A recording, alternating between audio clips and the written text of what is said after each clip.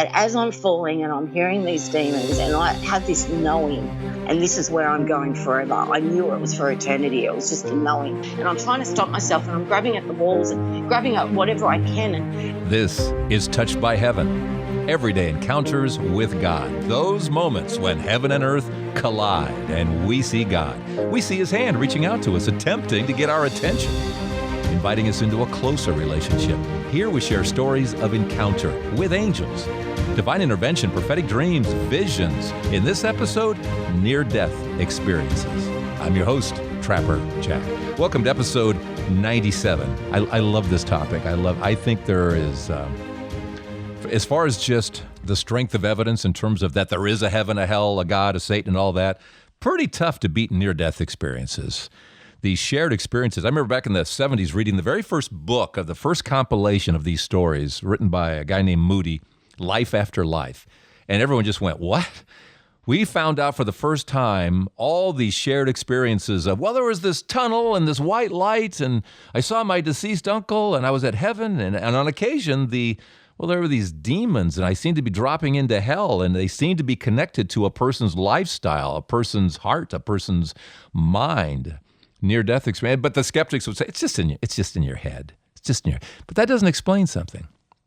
It doesn't explain the person who was blind from birth having this experience. It doesn't explain the blind person hovering above the operating table and seeing himself and the doctors scurrying around and hearing the things being said and being clinically dead,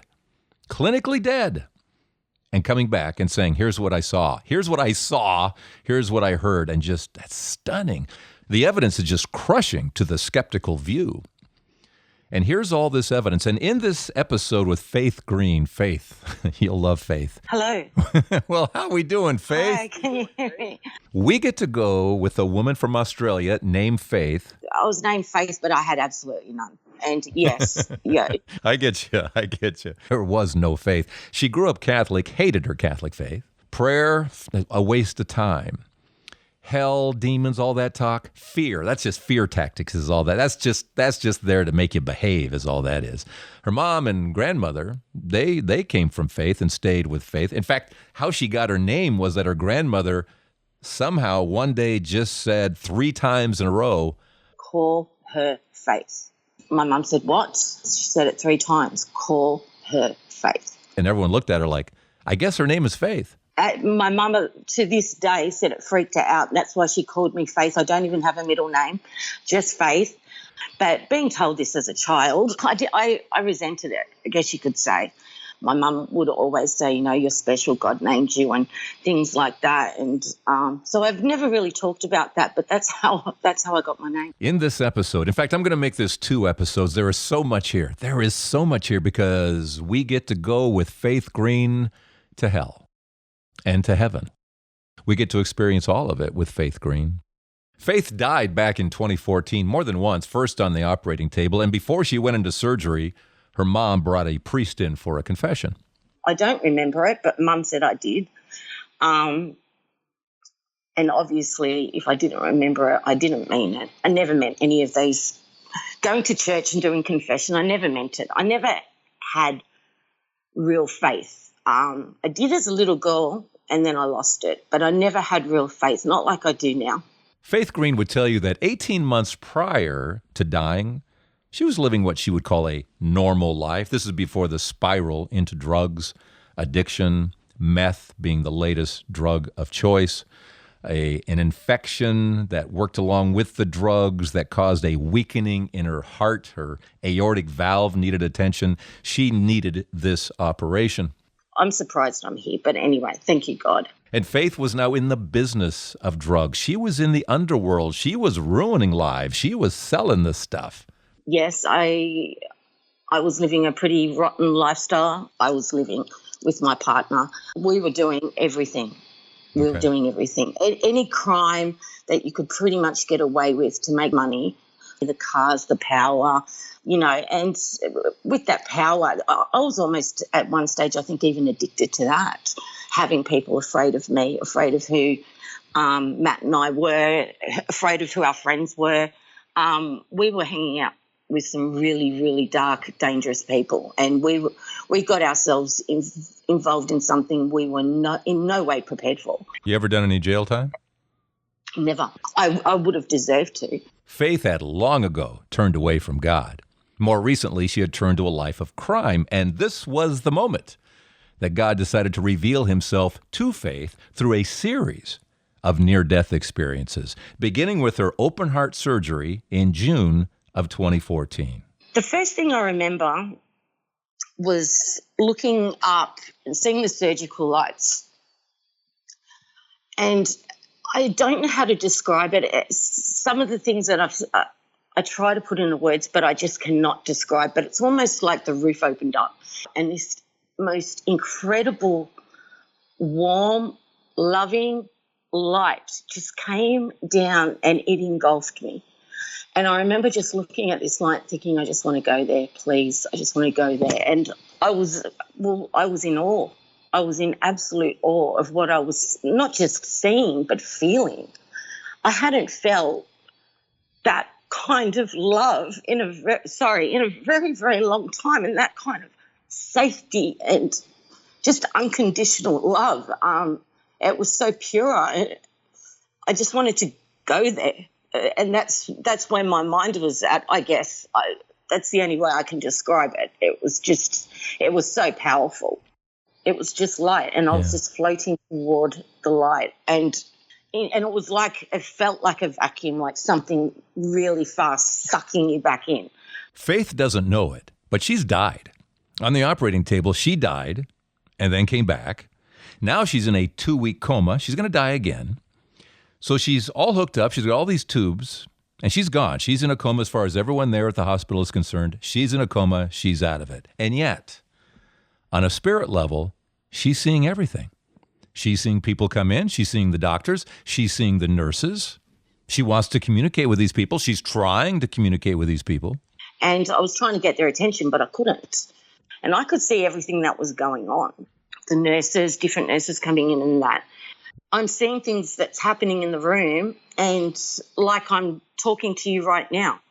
And were you able to verify later, indeed, that nurses were coming in doing X and A and B? I verified things that they said, everything that they were doing. I verified people that came to visit me and things they said to me. So this was an ongoing near-death experience. Then sometimes these things last a moment or whatever. This is like an ongoing show. I felt like I called it originally Never Never Land, and then I thought, when I worked out what it was, but I didn't. It took me a while to work it out. I was really, really completely oblivious to my condition. Faith's experience was completely from bed. She felt like she could get up. She just didn't get up. It was very bizarre. The whole thing was very bizarre. I'm witnessing what's happening. I'm seeing my mum, nurses coming in, talking to each other. I'm trying to get their attention, but I don't understand why they're not responding to me. I'm aware of what's happening around me in real time, and I'm trying to communicate, but nobody's talking back. And it wasn't until I saw there was these two nurses, one Filipino in appearance, the other one was blonde.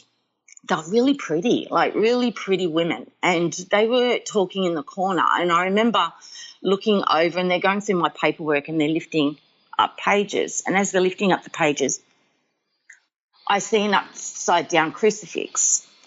Now, that to me, I know that's a bad sign. That's a negative. That's dark. That being Catholic, that scared me, and I reacted, and I said to them, what does that mean? Why is that on my paperwork? And I remember them, both of them, just stopping and then looking at me, but they looked at me in the most insidious, hateful way, and then they began to laugh. Now, I remember being really surprised because I've been trying to talk to nurses the entire time, or anybody, to even my mother, to try and get their attention, but nobody was hearing me. But they could hear me, and they started to laugh. And then they started to talk to each other about me, saying this, I don't want to swear, but this bitch, she can hear us. She can hear us. And they were happy that I could hear them. And I said, what does it mean? I was trying to get answers. I didn't understand, firstly, why they were being so mean to me and calling me names. Secondly, I didn't understand why there was an upside-down crucifix on my paperwork, and why they're getting enjoyment out of my confusion.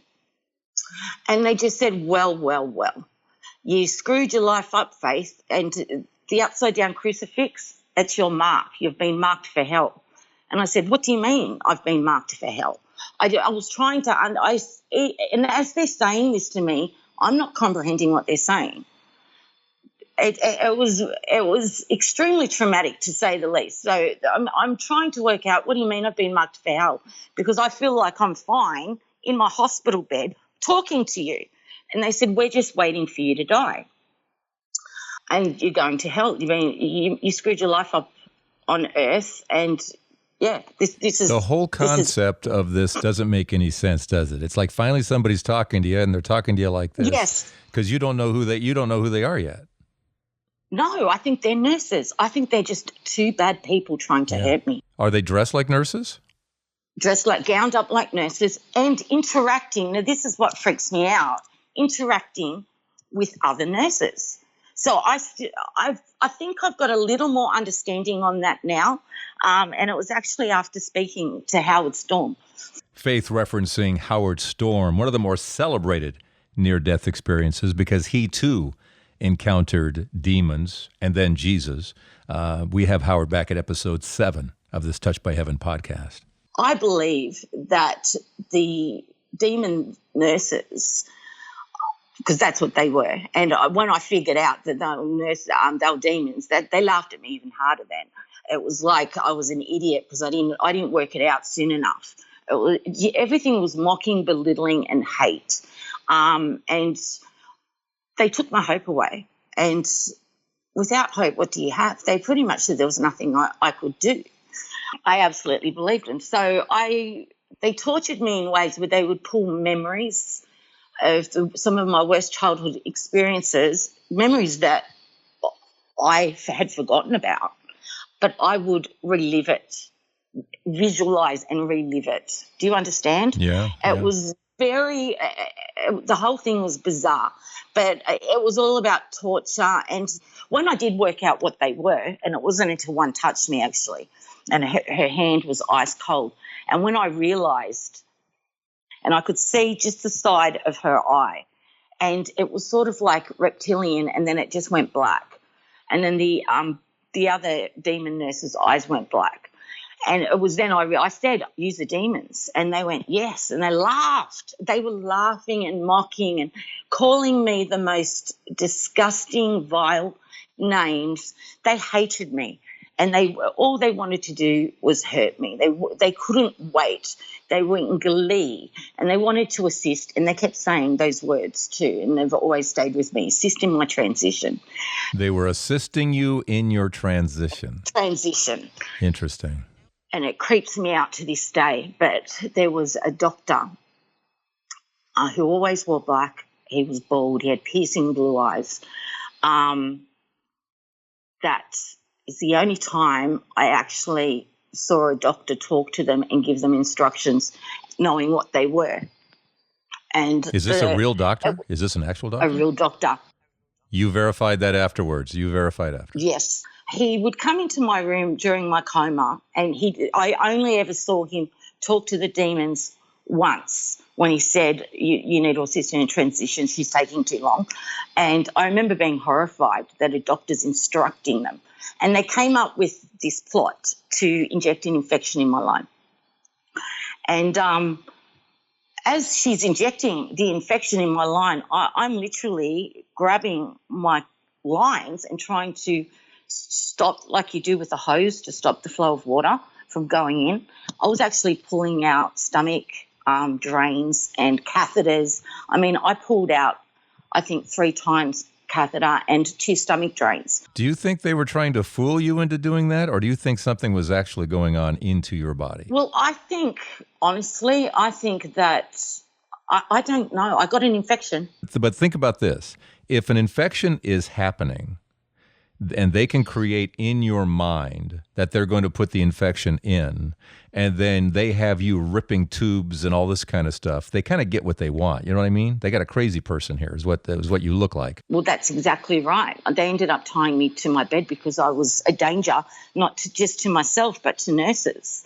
Yeah. That's exactly right. But I also try to look at it as they're there to, what's the word? They influence the whole world. It's a fallen world. And that's how I'm viewing it. They can make you believe that they did it. You know what I mean? They lie. They could do anything. Their whole purpose was to torment me, torture me, lie to me, manipulate me, take my hope away. But they were also trying to get me to, curse God. They were victimizing me. And so this is what they do to us now. I think I was getting to see, honestly, what goes on behind the scenes that we can't see, that we're not privy to as humans. But that's how it is. Because my guardian angel, I was there.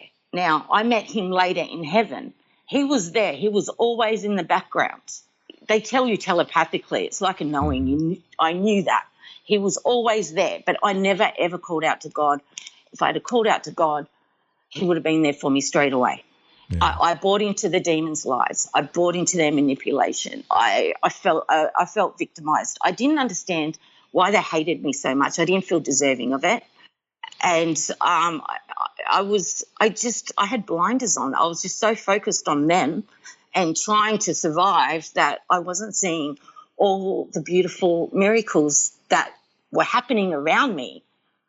Do you understand? That I can see now looking back. Like even when my mother came in, every time she'd walk in the room, her aura. Now, when I was a little girl, I could see auras.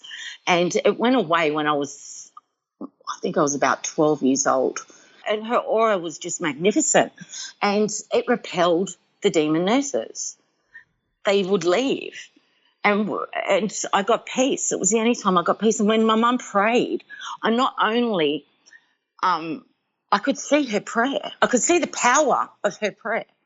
But I didn't it's happening right in front of me and I'm not acknowledging God's miracles. I wasn't seeing it, right, even though I was seeing it. Do you understand? I was so stupid. And you know what this parallels, and we talked to Howard Storm early in these episodes as well. It parallels that too when demons surrounded him and he cried out to God. And when he did, they went away. We don't know the power of prayer, do we? No. We don't see it like you were able to see it, how it repels them. Oh, they can't. They hate it. They hate it. They hate the rosary too. Yeah, the rosary. The power of prayer, God showed me that.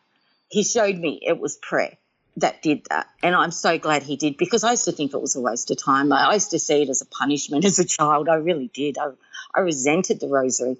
I resented anything to do with prayer, and I thought it was a waste of time. I'd even say it to my mum, you're just wasting your time. You could be spending time with family. You could be doing this. But no, you're always on your knees praying. Did you see your mom praying the rosary? My mum was at my bedside praying the rosary nearly every day. And what did you see? What could you actually visually see in terms of power? It was the most, it was not like notes. It was like colour coming from her mouth, but I didn't understand it. Do you understand? I didn't understand why colour was coming from her mouth. I didn't put two and two together. It was a rosary. I felt it. My mother only says the rosary, and she says them daily. She has prayer meetings. My nana, it's exactly the same. My nana prays all day long. They're devout Catholics. I resented it as a child, so I'm still learning. But that's how the devil also tries to get us to turn on God. What a wonderful experience, though, in that hospital room to see the impact of prayer. At this point, when you're realizing, you got demons and all this stuff, did you believe any of that even existed? No, not at all. Not even a little bit. I thought it was just fear tactics to keep kids to behave. Like, really, I didn't believe in demons. I I guess I was superficial Christian or Catholic, just in case I would. So I did have a relationship with God as a child, but trauma and abuse and pain, it's the devil's biggest weapon. God doesn't give us a bad life. It all comes from the evil one, and that's what I call him, the evil one. And they're independent persons with their own evil consciousness. It's, some people have asked me, do you think your negative experience was because you were living a negative life and you sort of, that's where your consciousness was going to be? And my answer to that is no. They're real demons around us. There is a hell, there is a heaven, there are angels, and there are demons. And the demons, their biggest goal is to get as many souls as they can because they hate God. They hate God and they want us to, and they'll use every trick in the book. And I got to see that, and I'm grateful for it. I'm so grateful. But wasn't there a good guy too that would come in too? Yes, a beautiful black. He had a South African accent too, black nurse. And every time he came into the room, his aura was magnificent, and the demons couldn't be around him either. And he was just always in the background or there, but he was so beautiful and so loving and kind. And I just thought he was a really beautiful nurse. That's it. Like that's all I took from him being there. But I wasn't looking back now. His aura was like way more magnificent than the others, but I didn't understand it. I didn't know what I was saying. I wasn't comprehending. But when he walked in, the others left. They left. Could not be around him. And when Mum would leave, they would come back and they'd torment me. And it wasn't until, and I didn't believe in this either, but my mother, scapula and miraculous medals. You can hear Faith touching her miraculous medal and her scapular, which is an article that you place over your head. Anyway, she came into the hospital and she had medals. So she pinned them on me. I didn't see it until later, but the demons didn't. They left me alone after that. They didn't come back. When you had the miraculous medal on you? While they were on me, they did not come back. Interesting. I got peace. I was left alone. It was the only time I actually had peace during my coma. What's interesting, at this point in your story, what I find also so interesting, you're coming from a place who was really pretty bitter about your Catholic upbringing. You're not buying any of this. You're not buying angels, devils, heaven, hell. You're not buying any of that stuff. As you look back on this, it's like you're seeing everything unfold, that prayer matters, a rosary matters, a miraculous medal matters, a cross matters, when it's pinned to you. All these things that we know by or believe by faith, you're finding out in actual practical experience. A non-believer, if you will, is finding out by this practical experience. Yes, that's exactly that. And that's, I'm a, I guess you could say, a slow learner. But, yeah, I was named Faith, but I had absolutely none. And, yes, yeah, I did. I get you. We all learn the hard way. Okay, where do we go next? During this 2-week coma, Faith's heart stopped on numerous occasions, at least 5 by her mom's count. And on at least one occasion, Faith had another one of these, the roof opens up encounters. The roof just literally slid across and opened up, and a light, just the most unbelievable, warm, loving light just engulfed me and embraced me. But this time, as I'm floating up towards the light, it's really hard to explain. I don't feel like I'm looking down, but I can see what's going on down below. And I'm floating up towards this light, and I can see I must have been flatlining because there was a nurse sitting right at my desk, and she jumps up. Mum was in the room, and some other nurses and a doctor, they all looked the same to me because they're all gowned up, so I couldn't really distinguish who was who, but come into the room, and a nurse is slowly, gently pushing my mum out. And I remember my mum, she was crying, and she had rosary beads. And it's weird I remember that, but I saw those rosary beads in her hand, and she was on the phone in the other hand. And then next thing, I'm looking at the helicopter pad above Westmead Hospital, and then I'm at the edge of the blue looking at the earth, and then I'm in space. I remember just thinking, what? Like, I was in absolute awe. There is life after death. There is life after death. And it was like instantly, it's like all the secrets of the universe, of life, of everything was exposed to me. It's like someone plugs you in and just fills you with information. And I understood. I understood everything. I understood it all. And in that moment of understanding, it was like the light that was pulling me up just dropped me. That's the only way I can describe it. It dropped me. And I'm falling so fast. Like, I can't even describe how fast I'm falling. And I'm falling into what I knew it was a dark place, because the first thing that was the smell. It stunk. I was falling into this dark, disgustingly stenchy hole. And as I'm falling, I'm trying to stop. I know this is good. It's like a knowing. I know where I'm going is bad, and I'm trying to stop myself, and I'm grabbing at the walls and grabbing at whatever I can, and it's like the walls of this hole just turned into every vile creature you can think of, and they're ripping at my hands and ripping at my feet, and I'm feeling it.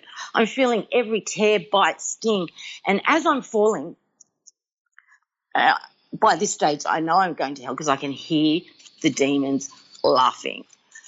And I'm falling into this dark hole, and all I hear is these demons laughing, telling me what they're going to do to me when I get there.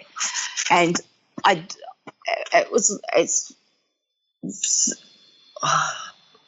terror. The terror I was experiencing, and all I could, sorry, this part's really powerful and it's really hard to explain.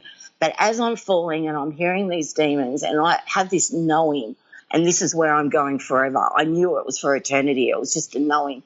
I could feel, I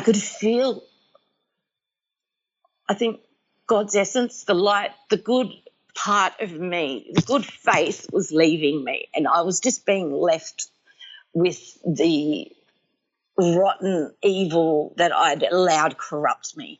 And I tried so hard to scream out to God, and I just wanted to say, oh, I'm so sorry, and I just wanted to say sorry. God, I'm sorry. And as I'm trying to say those words, it's like the evil in me was just taking my voice over, and words were coming out. I don't even want to say, but it was like, I love you, Satan, and things like that. So as you're trying to cry out to God, they're not letting you say the word God? They're not allowing me. They're manipulating my mouth and saying these vile things. And it was like this internal battle of faith against these demons, and I'm just trying so hard to get the words out. And as I do again, and as this is happening all at once, simultaneously, I'm watching and feeling the light of God leaving me. And I just, in the end, I gave it everything. I mean, I never fought so hard in my life, and I just screamed out with every part of my being, I'm sorry, God, please forgive me, I'm sorry.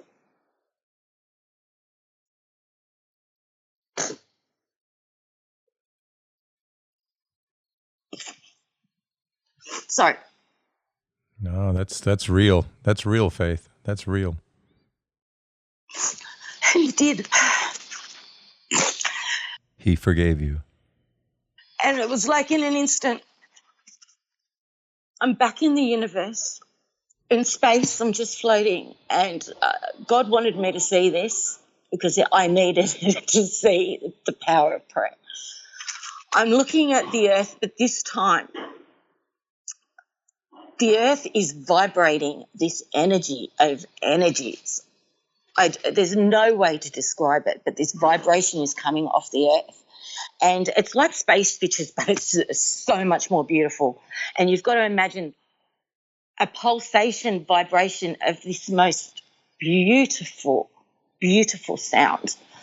And as this vibration is pouncing off the earth, it's sort of like, what's the word I'm looking for? Shooting out light, energies of light. And as these energies of light are shooting up, I'm floating, they're pushing me a little bit up closer to heaven. So it was then I could hear what the sound was. I heard my mother's prayers. I heard my nana's prayers. I heard people I didn't know praying for me. I was hearing all the world's prayers. And these prayers were lifting me closer and closer and closer to heaven. And it got me there. It got me there. And I knew the whole journey, I knew, thank you, Mum. Thank you, Nan. Thank you, prayer meetings. Thank you, Facebook. I mean, the amount of people they had praying for me, and I had no idea. You can actually see the earth vibrating, pulsing, light flying out from it. You're also hearing it. It's also making music. It was the prayer. It was prayer, but it sounded like music. But it was prayer. Oh wow! I can't describe it. It's indescribable. Again, we have no idea. We have no idea the power of prayer. We don't know. Oh, no. And that's if not one of my biggest lessons I've learned from this, and it's something that I pray all the time. My children pray. It is so powerful, and it's our biggest weapon against the devil. It's our biggest weapon, and people don't realise that. It drives them away. The amount of people they had praying for me, and I had no idea. And as I'm getting into heaven, the beautiful, beautiful African nurse was standing there. And he cracked this joke. He had the most beautiful smile. And I went, oh, my goodness, it's you. And he said, oh, gosh, you had us worried there you weren't going to make it, but we never gave up hope. That's what he said. There you go. We never gave up hope. There's a message for us. Never. I don't care who it is.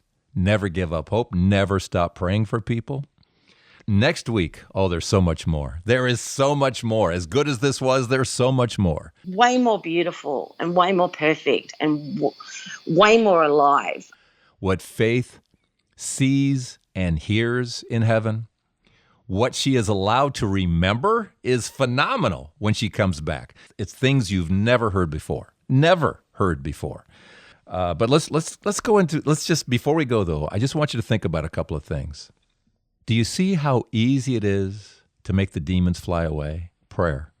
Walking into a room where somebody came in with God, with Christ, with them, they fly. They cannot be in the same room with God. They can't be in the same room with prayer. They can't. Keep that conversation going with God. It's painful. They fly away. Look how weak they are in comparison to prayer.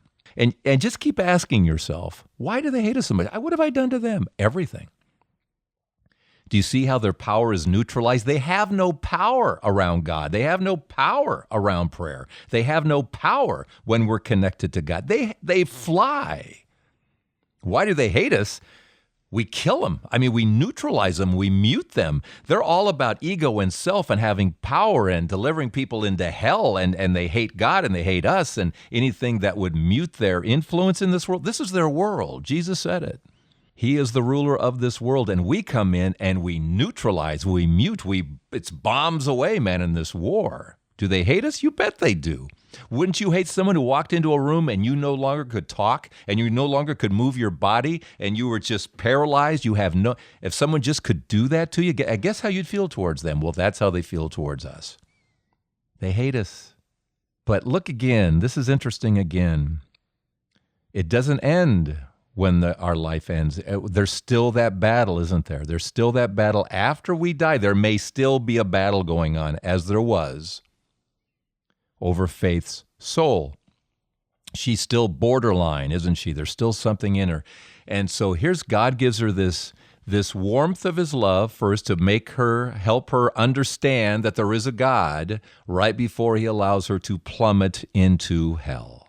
And she actually feels God removing himself from her. She can feel it. You know where I went to when I heard her say that? A couple of things. From the cross.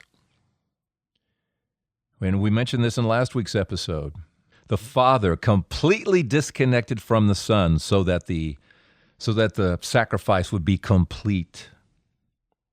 She felt that. She felt what Christ felt. The Father removing himself, totally disconnected. What a horrific feeling. And she felt God remove, and she's trying to call out to him. She can't even say his name. She's not even allowed to say his name, can't say God. Satan comes out of her mouth, and every foul word in the world, and she can't say it. But somehow within faith, it is still there, isn't it? Because even though God's removed himself, there's still that little flicker inside faith, isn't there? There's still that little flicker that even though she knows he's gone, she's still calling out to him. And then the sweetest words, the sweetest thoughts that God ever hears from us. I'm sorry. He heard, I'm sorry, forgive me. And even there, in the next life, the afterlife, even there, even after he has pulled himself completely from faith, he hears, I'm sorry, forgive me. And she means it. And he brings her back. Isn't that amazing? God's mercy. And then faith suddenly finds herself in space, hovering above earth and seeing the earth vibrate with prayer. It's making music with prayer, lightning bolts being shot out from the earth. And she actually hears prayers being said for her, and they are boosting her towards heaven. That was gorgeous how she described that, wasn't it? What a beautiful scene that is. And what Faith doesn't know is that she just, confirmed what the church has been preaching since the beginning. The early church has been saying it till now, that there is a place where after we die, where we're not in heaven, we don't qualify yet, but we're not in hell, thankfully, an in-between place. A place where the prayers of those still living on earth help propel us more quickly to heaven. That's what the early church says was purgatory, and is still being preached by the church. I know there's still arguments over this, but this is exactly the definition of purgatory, a place where our prayers for the people in purgatory helps them get out of there more quickly and get to heaven more quickly. Faith, you don't know it, but you just proclaimed what the early church said. A place where, well, I just heard it yesterday in the Gospels. It's the Sermon on the Mount by Jesus. What does Jesus say? He talks about sin. He's talking about sin. And he says, you're going to be taken to the judge, and the judge will judge you, and then you're going to be turned over to the guard who will throw you into prison, and you're going to stay there until your debt is completely paid to the last penny. And then you're going to get out. Well, where is that? Where is a place where you are imprisoned, where you can't get out until the debt is paid in full, and then you're released? Well, that's not hell. You're not getting out of there, and it's not heaven. You're not being thrown in jail there. What is this in-between place? Yes, you've been forgiven. Yes, you're forgiven. You're saved. You're going to end up in heaven. But, the analogy would be you broke the guy's window down the street. You broke the guy's window. Well, he forgave you, but you still got to pay for the window. And although the word purgatory is never used in the Bible, these references to this place where you have to pay your debt, you still have to pay until the last penny. You're being purged, if you will, of your debt on your way to heaven. And the prayers of those on earth help propel you more quickly to heaven. An early teaching, and still a teaching of the church. And as Faith gets to the pearly gates, is she allowed in? Does God say, come on in? I was allowed to stay. However, we'll find that out next week. Part 2, the conclusion of this heaven and hell near-death experience of Faith Green. As God continues to reveal who he is, even after death. Amazing, just amazing. Special thanks this week to my Australian friends Lauren Neeson was on this podcast, maybe almost a year ago, and she led me to this Faith Green story from a podcast that she was also on down in Australia, a podcast called Spirit Sisters, hosted by Karina Machado. So thanks to all three of you for making these 2 episodes possible. Thank you for listening, and thanks for your financial support. My shout-out for our Patreon supporter, Mark Smith. Thank you so much, Mark. Appreciate you helping us out through Patreon. If you feel blessed by these episodes, you can go to this episode 97, here at touchedbyheaven.net, or straight to patreon.com and just search for Trapper Jack. Thank you so much. Thank you for sharing these episodes. Thanks for rating and reviewing in your podcast app. And thank you for your stories. Get a hold of me at touchedbyheaven.net and tell me your encounter story. And I'll see you next week here at Touched by Heaven, Everyday Encounters with God. I'm Trapper Jack.